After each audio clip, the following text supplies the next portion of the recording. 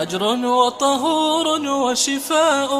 ويقين بالله يداوي ما عجزت عنه أطباء لا بأس عليك ولا وجعا أجر وطهور وشفاء waxaan ogaanay in dad badan ay aaminsan yihiin in cudurrada qaarkood aan laga buskoon taa liajligeed waxay nagu kaliftay annagoon jeclayn inaan soo bandhigno dadkii bini'aadanka ahaa ee ilaahay subxaanahu wa tacaala uu caafiyey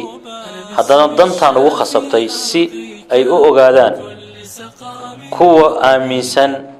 in cudurrada sida dhiigkarka sonkorta kansarka cudurrada aan laga buskoon ee ay sheegaan dhakhaatiirtu dadkii ka buskooday ee ilaahay subxaanahu wa tacaala uu ka caafiyey baan soo bandhigayn bal adiga inoogu warbixi bal xaruntaada maxay qabataa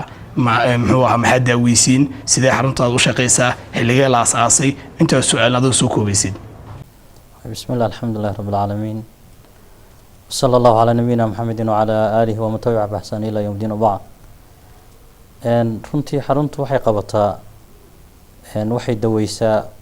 dadkan amraadu ay ku dhacaan hadday noqoto jin sixir iyo insi waxaa intaa u dheer amraada kale sida malaariyada kansarka amraada dadka ku dhaco dhan way daweysaa waxaana la aasaasay runtii yani waqti aada u dheer waxay tahay xaruntaas xaruntii ugu horeysay yani laga aasaasay Nairobi hadday noqoto shifooyinka magaalada ku yaala tii ugu horeysay weeye